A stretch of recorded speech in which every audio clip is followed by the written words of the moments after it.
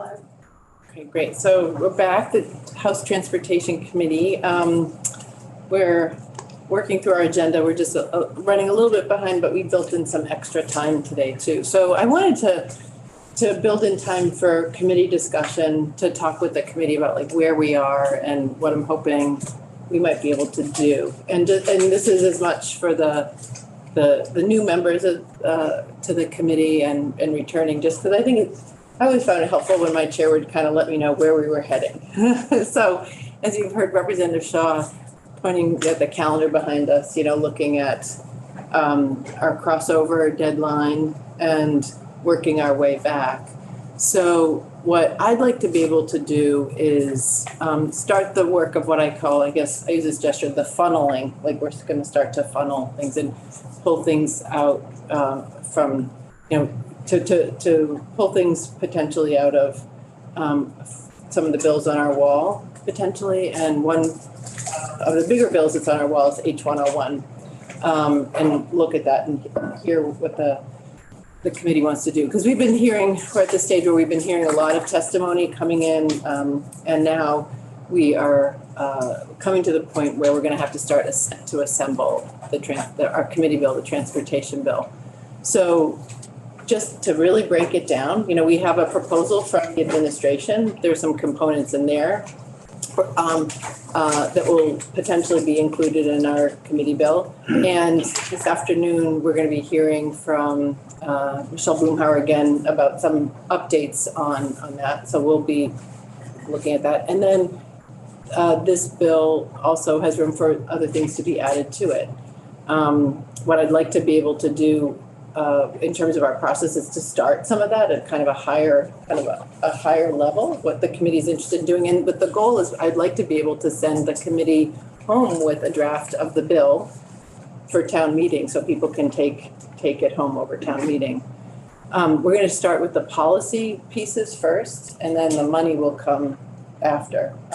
Because this year especially, in terms of the money, we need to work with our colleagues in the Appropriations Committee because there is some general fund dollars funding some of the transportation budget projects. So why don't I pause there to room for chiming in or questions? Is everyone on board with this? Yeah, so, okay. And we have Anthea in the room with us who's not providing testimony, but just is listening. So this is a way for us to be efficient with our time. So I think I'd like to start with the bill H101, because as Anthea said when she presented that bill, it was really like 12 bills in one there. There are a lot of ideas, and I wanted to get a sense from the committee. I'd like to start with some things that there might already be some consensus around some of the sections of that bill. So I'm going to do this in a pretty open format way, but if you just we can try to speak one at a time. But you know, I wanted to solicit ideas. I certainly have my sense of where I think I'm hearing some consensus in the committee around some issues, but I don't want to assume anything. So my bill is on the floor here. But if people want to pull that out, I don't want to really walk through section by section, but really, unless people feel like we need to. But I think we've covered a lot of these topics. And now that the committee has, you know, heard some more, that if there are things that I'd like to pursue, and then if there are things that we need to hear more about, or things that we absolutely do not want to entertain. So the floor is open. And, you know, Molly, I kind of wanted to look to you. You're one of the sponsors of this bill. And if there are anything else that you want to say about H101? Well, just as sort of a preface, this is just, as you said, it's about 12 proposals, and it's how do we get to our, especially absent the Transportation Climate Initiative options, how do we get to our goals, our climate action goals, And how do we actually make transportation cheaper for people, make it more accessible? I mean, we've been hearing a lot about that this morning, so it's very inspiring. How do we create a system that really works for everybody? And that also creates really wonderful communities. And I think the whole interaction of that and housing and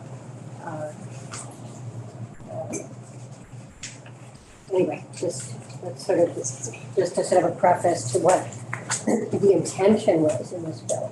Some possibilities, mainly like the MTI grants, which are been so effective in making transformational changes, and appropriate amount to put into those funds and appropriate amount to put into the bike ped program. I don't really know exactly what that number would be, so just sort of want to explore that a little bit, so maybe get some other experts. So anyway. That's great, yeah. And I think, like, as I said, I think if there's interest in doing that, we don't need to find the money now, like, because we don't know if there's money, but I think we could. Well, yeah, and one of the things that I have questions that I'd like to find more about is what money is available to us through the carbon reduction funds and through the resilience grants from the or is that the IRA? I can't remember. Anyway, those. There are some pots of money. I mean, we know that maybe it was the IRA, there was a lot of money for charging, but there was also money for the carbon reduction and for the other resilience. So just interested in exploring those as possible funding sources. Okay. I'm just taking some notes. So it's very quiet, which is unusual in this committee. So I'll make a suggestion. One thing, I think what I was sensing in the committee was that there was some interest in to look at the complete streets. Is that, I'm seeing nods, and I think this was language that was developed in part with AARP. And we have Kelly Poor is here, not to put you on the spot because we didn't plan it this way, you were just in the building, but also I think I would like to get a sense from the committee. There are a couple things that we can do. I'll just lay them out, like we can just cut the language, take the language in H101 and paste it, but we might also want to refine some of that language if we want to. If people are interested in the concept, but having some people go off and work to refine some of that language, if that's needed. But why don't we start with first things first? I think, let me just get to that section of the bill, which I have a couple different versions of this bill, so. The as introduced version is page 35. Thank you. Section 20. So there are a couple, so section 20 on page 35 of H1. Yes, page 35 of H101. And it'll run you until section 23 on page 22. Yep. And then there's a section 24, which is also relating to complete streets. So why don't we how does the committee feel about complete streets and doing a little bit of work on this? We're not going to do a straw poll vote. I'm just kind of going to get a sense of the room. It feels like can I? Yes, of course, yeah. It definitely felt like, a lot of towns and cities want the results that you would get from complete streets, but not enough of them,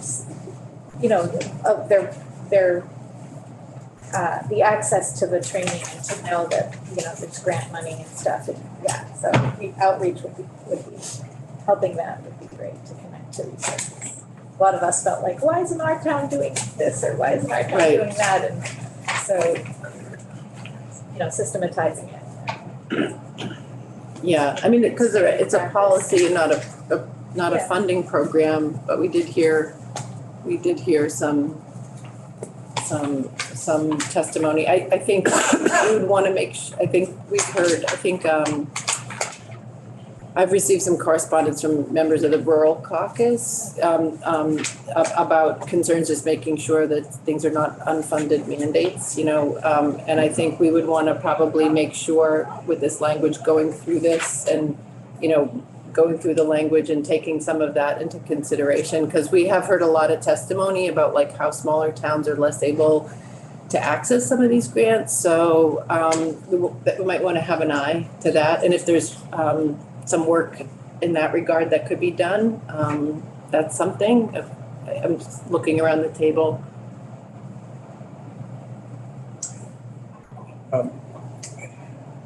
So I am thinking about how we get to a place where we have other modes of transportation that are actually viable, like bike ped in particular, like we're talking about. And it seems to me that there are a couple of ways to build that.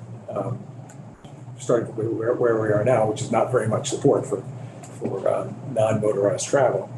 And I guess I'm thinking about small towns, well, for example, schools.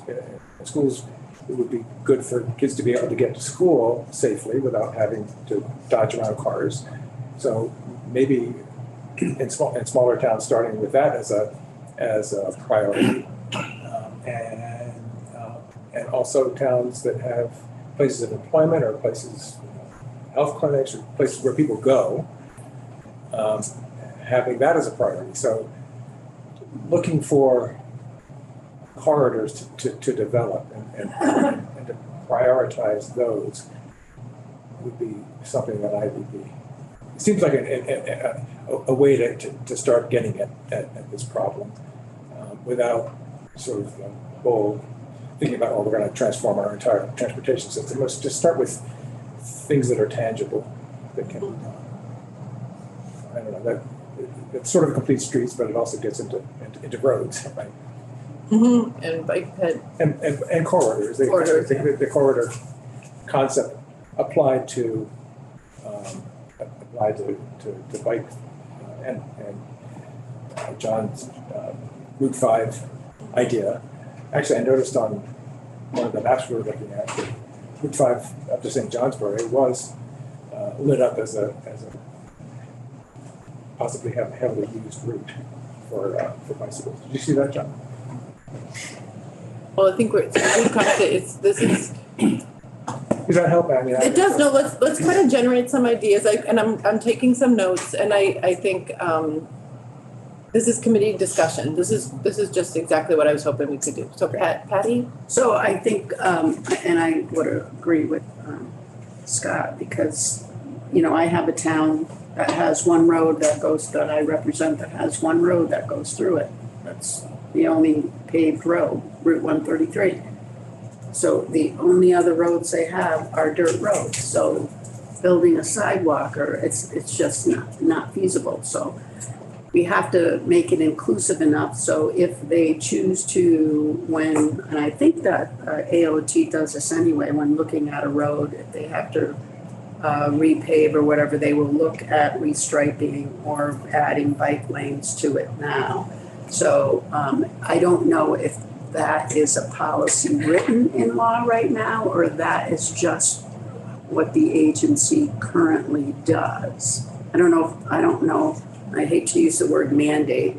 Law is a mandate. If we, as legislators, have legislated a mandate to AOT to actually look at a complete street prior to, I don't know if we have that in law. I didn't think we do. Molly. For the record, I mean, I guess I don't want to call it complete streets. I'm talking when a road is going to be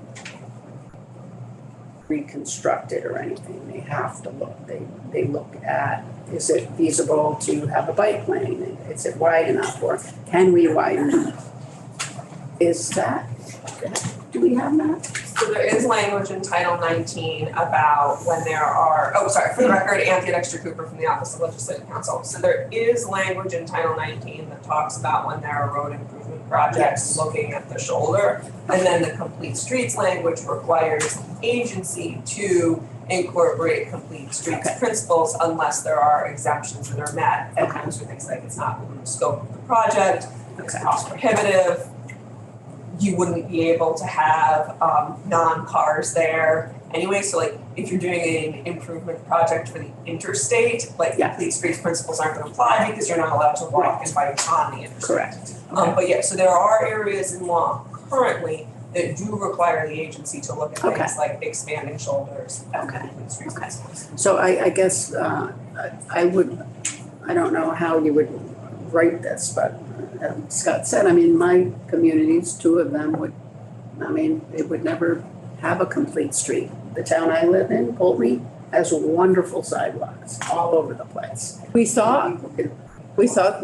like that beautiful P, right? Yeah, it's a great place. Yeah. Kids can walk to, if you live in the village, every child can walk to the high school and elementary school. If they live in the village, there is a sidewalk to get them there and safe, crosswalks for them to get there.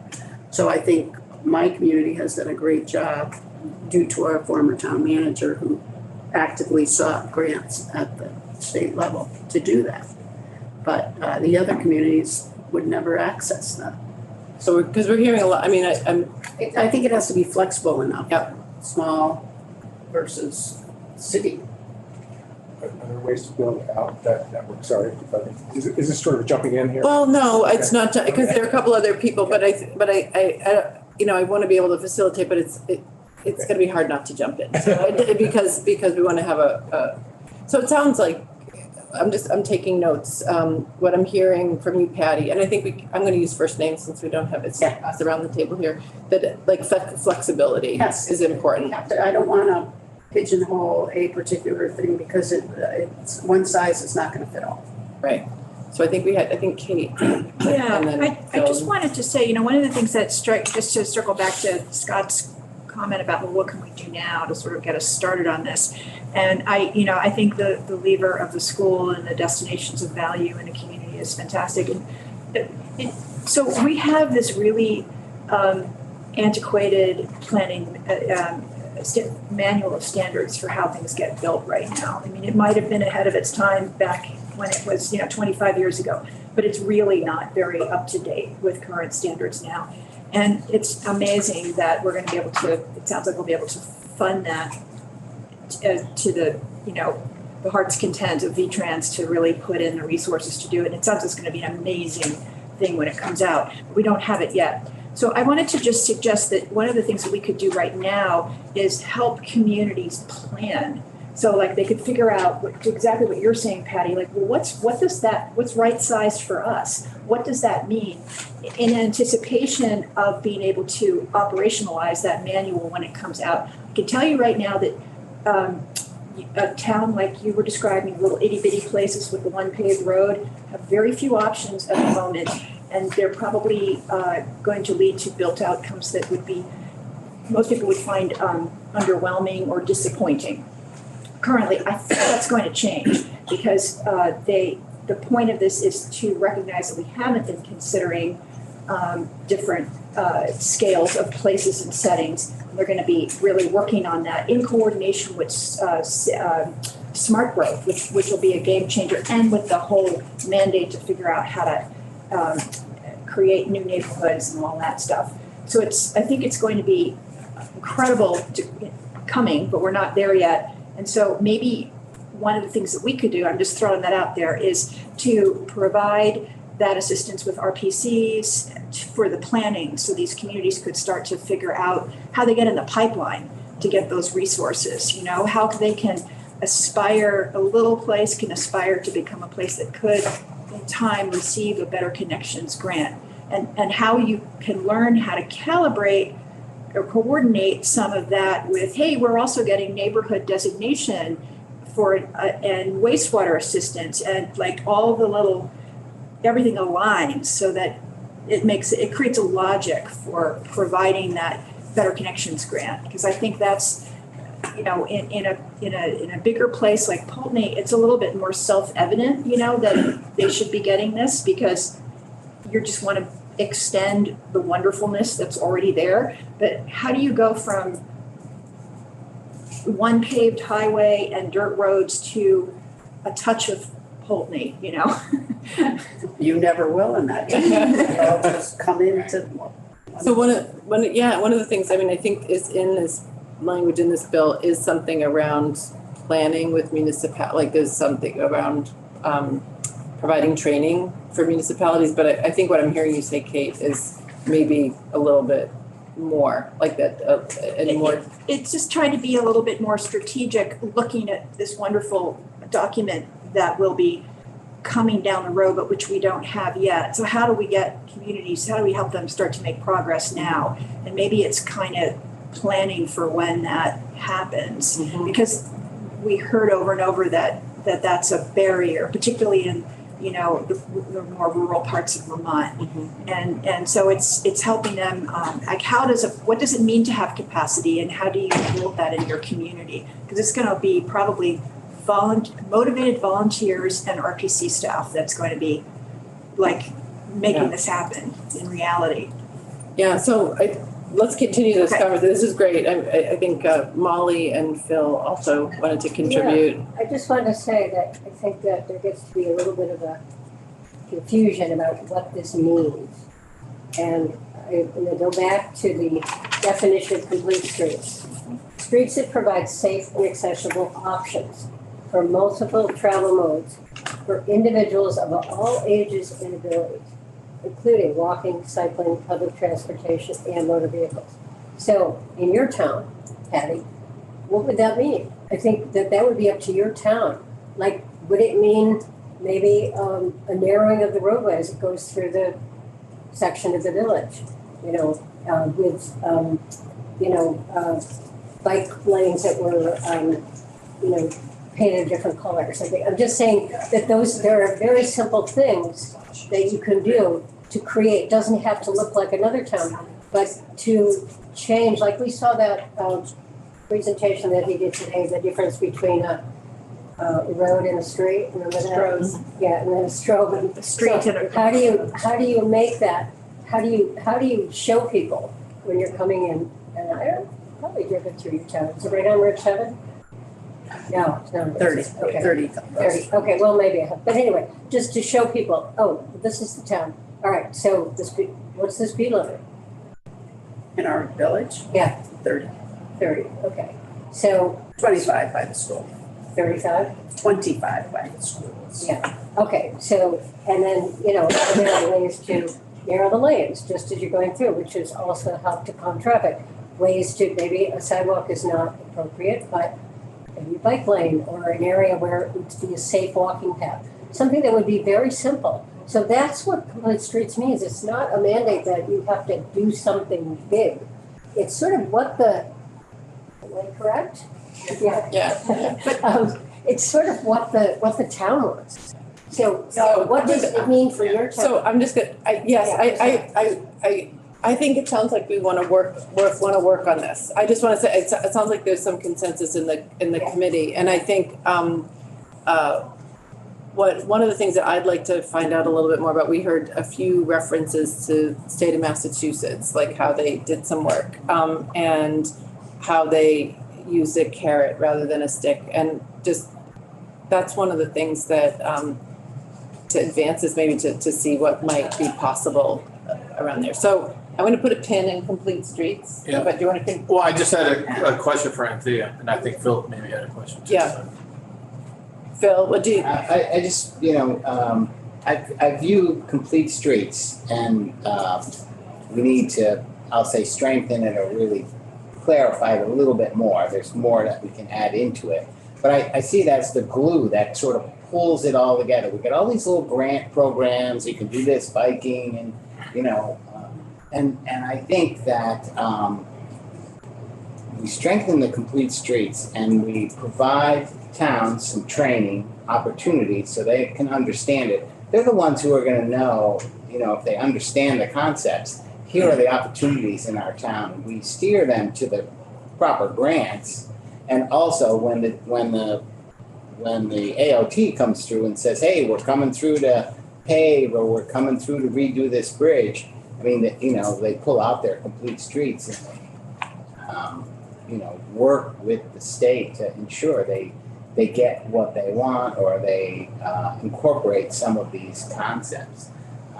I think, you know, what we have are some towns and small cities and villages that know what they're doing. They have the resources, and, you know, they can sort of fight for themselves piece by piece to get what they want. There's a lot of towns that don't have that. And this complete streets, I think, is the piece where it's sort of all encompassing for this concept. And, you know, and all the grant opportunities, you know, are sort of listed out. Like here are the opportunities we have, and to educate either through planning or town plan to move in that direction. I think the complete streets in some towns is just on the shelf, you know. So, yeah, so this is great. I think the purpose of the committee discussion is to kind of surface the things that we want to go in deeper on. And I'm hearing that loud and clear that complete streets is one of them. And I think it would be, you know, we're identifying what is the problem that we're trying to solve, you know, and I think you all have identified the problem very articulately. And I think what I might, we at least have some language to start with, and what we might need to adjust and change. Yeah, so Tim. Just Anthea, a quick question there. I noticed on page 37, starting on line 14 there, it says the cost of incorporating complete street principles is disproportionate to the need or probable use determined by factors including, and then it goes on. That is struck out, but then if you fast forward to, it's probably in multiple sections, but if you go to page 40, it says the cost of incorporating complete streets principle is grossly disproportionate. That has changed. So tell me what that means. Not, because it's not defined, so that would be something that would be interpreted by the agency. So it is if you were to make this change, it is the legislature saying, you know, we have made a change to statute. We moved the statute from one place to two other places because you've got the municipal language and the other language, and the state language. It's not defined. You could define it. Disproportionate is not currently defined, so when the municipality or the agency does their analysis, they're needing to look at whether or not it's disproportionate. And this is the General Assembly saying we are raising the bar, and it's now just not disproportionate, it's grossly disproportionate. But you are right, it is not defined, and I can't really answer what it would mean in practice. And that could be a question for the agency as to what they consider now to be disproportionate, to municipalities what they consider now to be disproportionate, and whether or not you want to provide some parameters, explanation, threshold. Or just take it out, would be my. Keep it as is, it's disproportionate. Might put a flag to it. And is your page 40 the same as ours? I know you're looking at the physical bill, so I want to make sure that I'm with Well, you. it might be in multiple locations. I think it is. It's in multiple sections of the bill. So It was on page 40. it's gonna be on page 40, the bill is introduced, it's gonna be on page 40 at the very end of line 5. If you're looking at an earlier version, it's gonna be 2403, section 2403, subdivision A2. And then because you've got the language for the state projects, and then you also have the language for the municipal projects, it's also going to be in B2 down on line 20 on page 40. So you'll see the grossly inserted in two places. Okay, I'm just flagging it.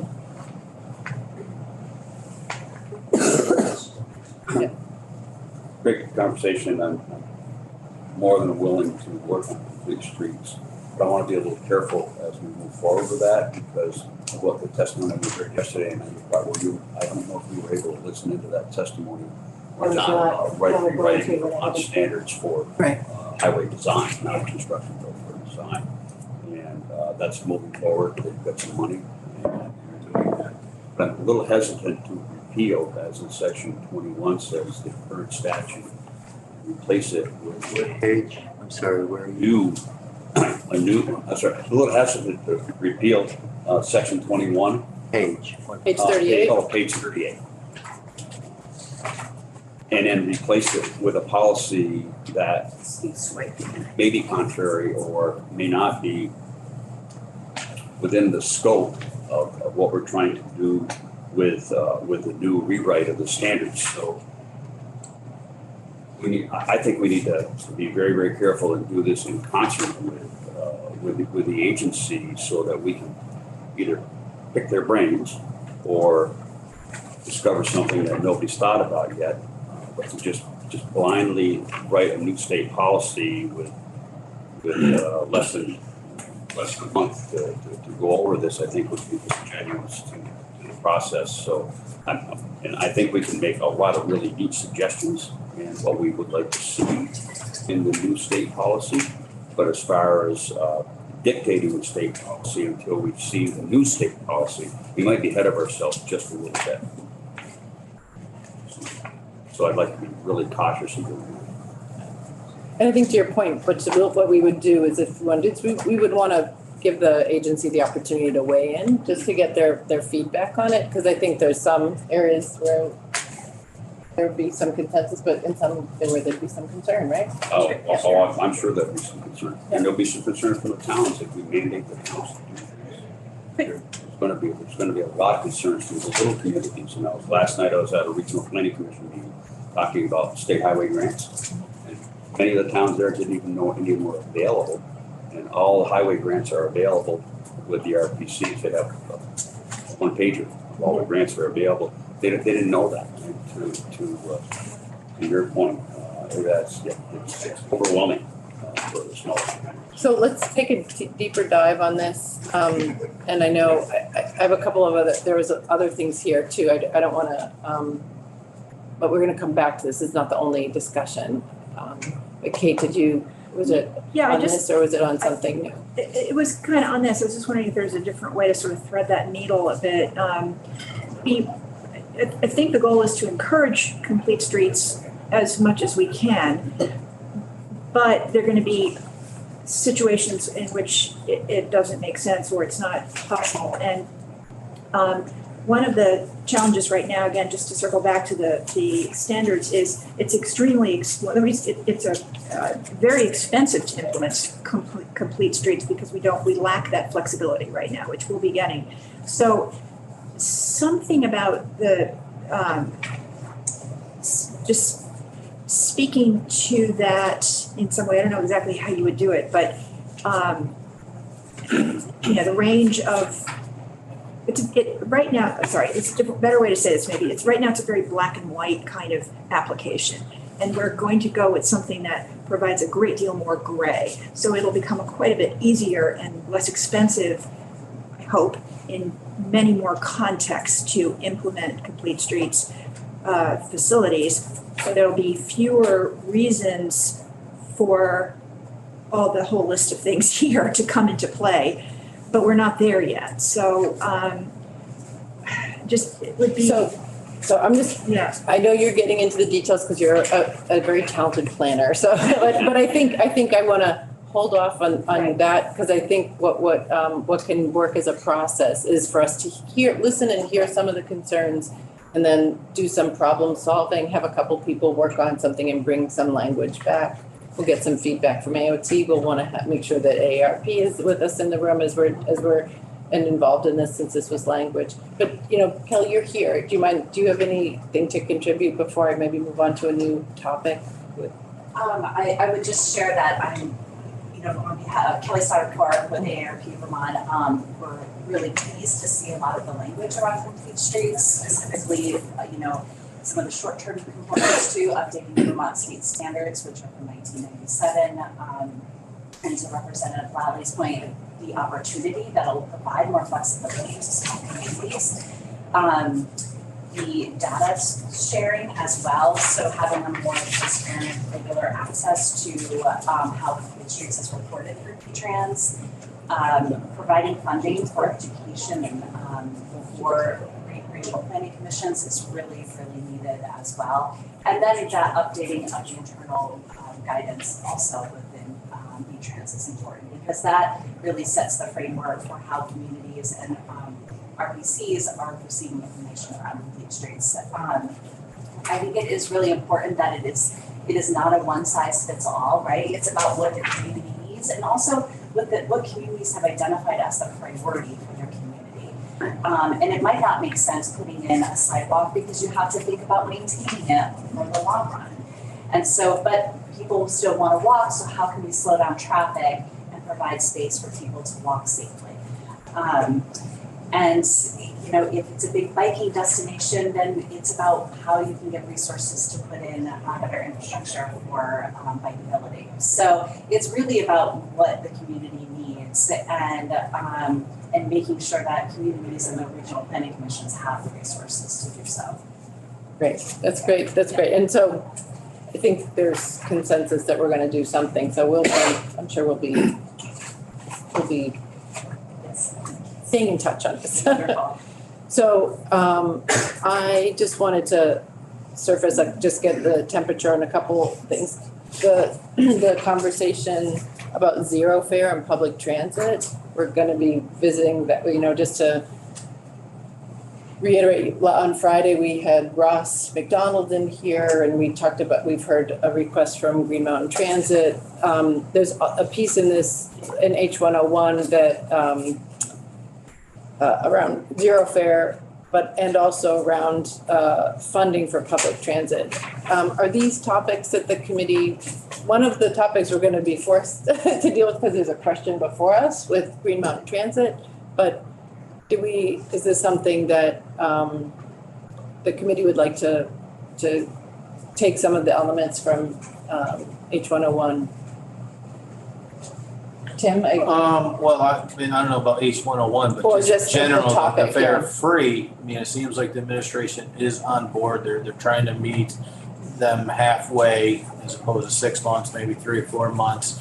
So, you know, I'm open to the conversation. I guess my heartburn or rub would be is where the agency wanted to take that money from. I mean, it seems like they wanted to rob Peter to pay Paul. They wanted to take it out of the operating on the local transit people, you know, and are they gonna be shortchanged? So I'm open to have, you know, the conversation, you know, once we get a bigger picture or a better picture, a clearer picture of where our revenues are.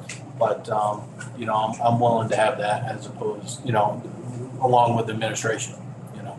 I'm not quite sure what 101 had. Was it 20 million or Well, something? Or no? No, yeah, 1.2 million. And Oh, that was put in like Yeah. right before this bill got developed. We heard that the board of Green Mountain Transit had the ability to go back to fares. And so people were like, oh, yeah, you know, so I put that in there. But, you know, since, you know, hearing, one of the things that has made me like consider like other options is the fact that institutions can help pay for the bus. You know, and with fare free, we don't get that. We don't get that support. So how can we provide fare free for people who really need it without stigma or whatever, and at the same time as get the resources from the big institutions in Burlington that are able to, and there's probably more that could be hit up. I don't know. You know, I don't know what their process is, but I think we can ask Clinton. And then what money would we give them to do the fare boxes? And, you know, and there are also problems with the fare boxes. The drivers really like not having fare boxes, you know. So I don't know. I don't know what the answer is. I feel like I need more information. So we'll be getting that from them. I know they're working on that. And we asked them to come back in and specifically around Green Mountain Transit. Matt, I'm picking up, you wanna say contribute, yeah. On the free fare. Yeah.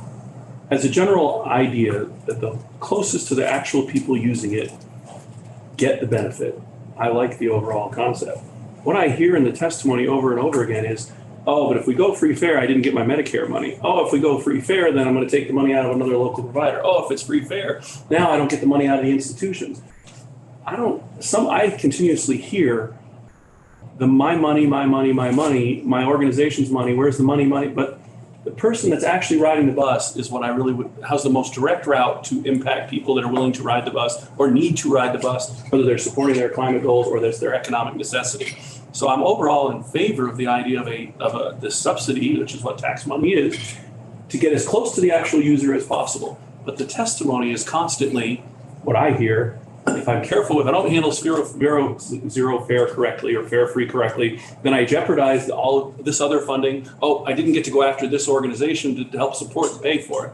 So I'm overall in favor of the actual person getting on the bus and using it more and increasing public transportation. I'm all in favor of. All my testimony that I've heard is about some level of organizations squabbling over where their money's coming from and how they're getting it. That's how I feel about that. We need more clarity on who actually benefits from zero fare. And we did get a little with that. There's the zero fare study that I think outlines exactly what you're saying, Matt. Like, that it makes a rationale for where fare free.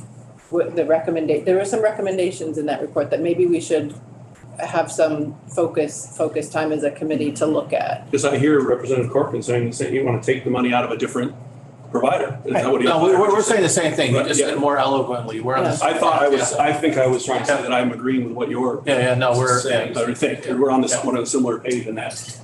My feeling is I don't want to pit urban against rural, like, in this, I know we don't. I want people to have public transportation in the best way possible. Yeah.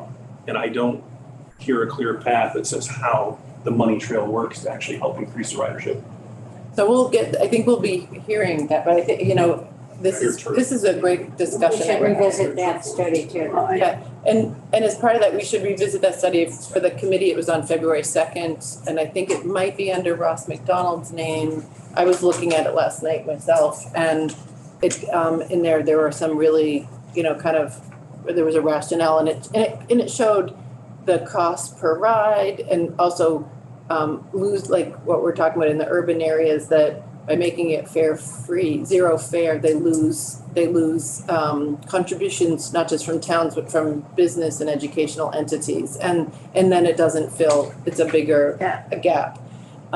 So I think we'll be getting, I think, a couple of proposals, ideas that GMT and the Agency of Transportation are going to come back with us. But this is good. We'll make time for that. Sounds like the committee wants to make time for that discussion. And I think I saw a couple of hands, Representative Dodge and Representative Burke. I think related to these, I think that trying to guide the policy towards, getting passes into, having the institutions provide passes directly to their users, and, fare boxes that might be more expensive to buy up front and install, but that allow different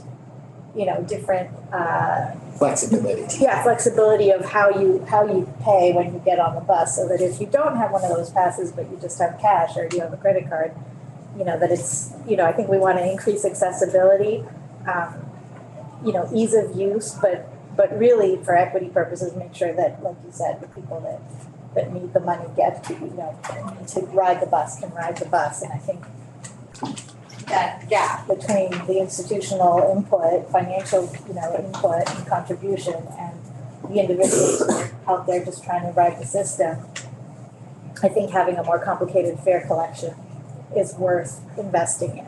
And I think that's what GMT was proposing, right? That's why they ballooned the cost of the returning to fares, kind of mushroomed from in the tens of thousands to the hundreds of thousands. Yeah, I think in a written testimony that he sent to us also, it was really clear that the fare boxes are outdated and, and maintaining them. So I think that's part of the discussion. Just to sort of weigh in, I am on the Green Mountain Transport, and getting the hospital and other larger businesses, organizations to provide those, like UVM, that is a source of revenue, but it also is something Green Mountain Transit doesn't have any leverage to pull. They just go and try to convince these organizations, and in some cases they get, some revenue from it. But it's a challenge for an organization like that to go out and cajole businesses and control other organizations to use it. Now, I would argue the hospital benefits from it because they don't have to have as much parking and, you know, that, all of that. But, so that's a challenge for the organization. And I think the reason they are looking to go back to fairs is because their budget is really short. And they're up, you know, they're back to into the corner. Tim? No. Okay. Disagree. Okay. Patty? So is it short because of lack of ridership? And what are, you know, we've had this conversation, what name are you? You know, we had numbers? Do we know what numbers are? I think we need numbers. Figures, but do we have numbers of riders? You know, we have a percentage. It's in that zero fare, Zero, oh, there's, okay, that's It's- zero report. And that's under Ross McDonald, did you say? It's February 13th. February 13th. 13th, yeah, okay, I had it for February 2nd, but We didn't get anything from region. so I think we need more, and, January, actually, January. well, there's one in the Senate and then there was one here. And additionally, I just want to make the comment, I mean, this is busing. We're talking about like municipal busing, you know, to and from, regional busing. Subways do this all the time with cards. You put money on your card and you swipe and you get in the train and you go. It's not rocket scientry. So if we're gonna charge, everybody has a card. My daughter lived in DC. You get a card, you put money on it and you swipe to get on the train.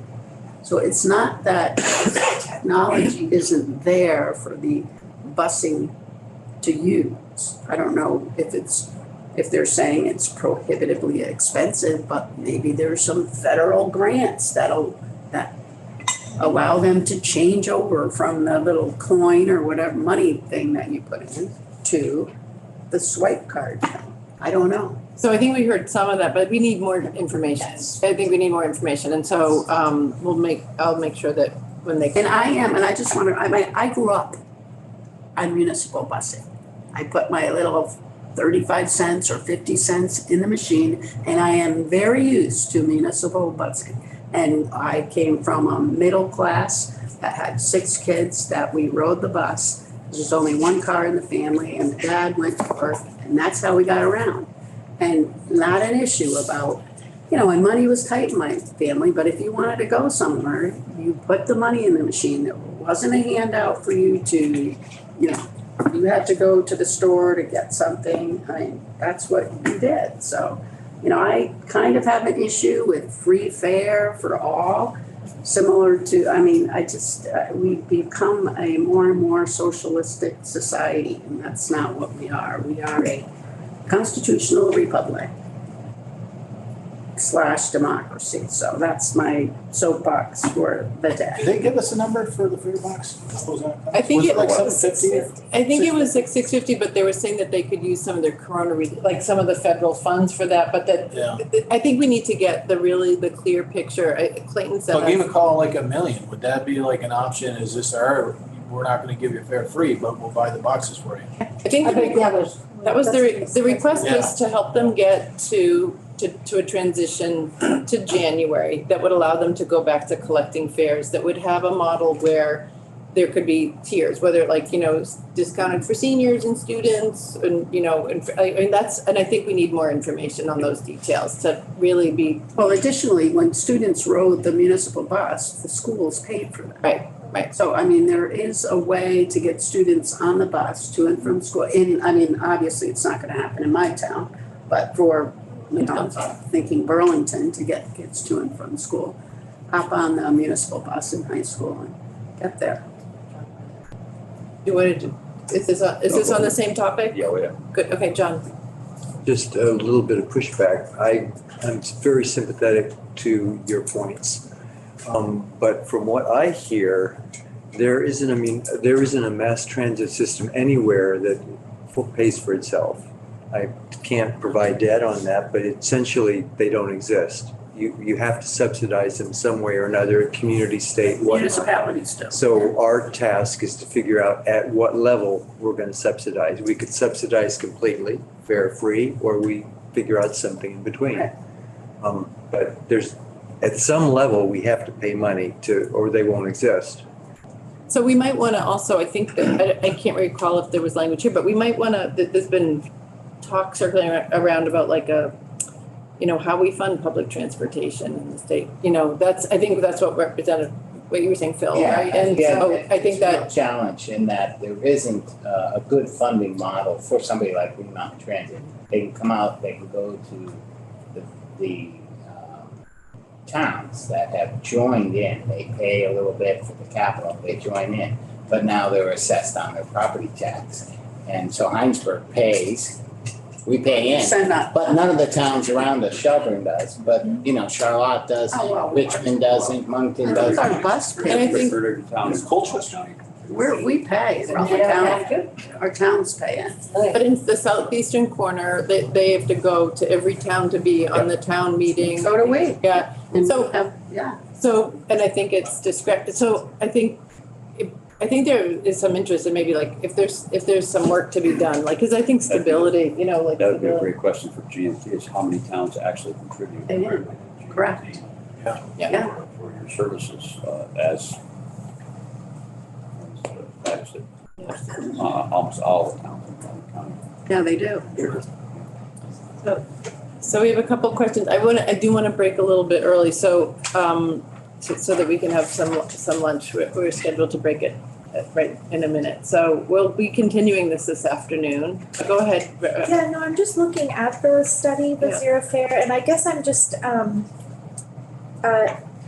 this is the latest one that came back to us that Yep. Ross brought in after the other ask. No, this Or was is presented to it us was before. right. Yeah. So I'm just like looking at the number, like ridership loss, projections and all of this. It was when we were looking at this very black and white, are we gonna charge full fare or are we gonna charge zero fare? So I'm just trying to Well, let's. wonder whether we can access other numbers if they can project. They're gonna come in with some more information. Great. Yeah, I mean, I think we're definitely gonna focus on, the purpose of this conversation is like, what are we gonna do in these next couple of weeks? So we're on tomorrow, Thursday, we're gonna be hearing from Amtrak, because there's some things in this bill, and I don't wanna take away their thunder, but I think there's some some limitations to what we can tell Amtrak to do. So I'll just say that. Polite. Yeah, so we'll be hearing from them, and I know that we'll be talking about, we're gonna be spending a good amount of time talking about the electric vehicle incentives, because that's part of the codification of those programs into what we call the green books for short. So we'll be talking about electric vehicles more, and with that, we'll be talking about electric bicycles. And I just want to say, I know another piece in here, H101 is also calling on the administration to, like, how do we pay for our climate work? Because I'll just say, I think there is some feeling that, we, an agreement that our climate work cannot be funded solely like through the transportation fund. This committee is aware of the pressures on the transportation fund, and so part of the language in here is about to think to get them to really, someone to be thinking about this. So that's one of the things that I think this bill is trying to do it, but maybe there's another path rather than simply through a task force that's looking at TCI, but rather we're having, the climate office is doing this work. We've had a lot of testimony from them, and from Andrea Wright within the Agency of Transportation. And I think there might be some ways to answer some of the concerns about the reports and the data, to ensure that, to hold that office accountable, but also to think about how we fund the climate work, whether it's a very sensitive phrase, we'll just say the cap and invest model, or what are other things to think about for funding. I'm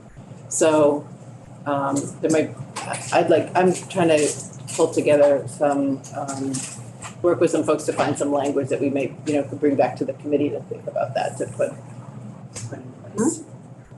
So I think this is kind of a good spot to end on unless other folk will be continuing this afternoon with some more committee discussion and also hearing from the agency about some changes in their proposal in the T-bill. So this is not we'll be doing a lot more, as we move forward through the session, next week, we're gonna have more, you'll see on our agenda, we'll be having more time for committee discussion as we kind of begin to pull the T-bill together. So with that, I will say, have a nice lunch.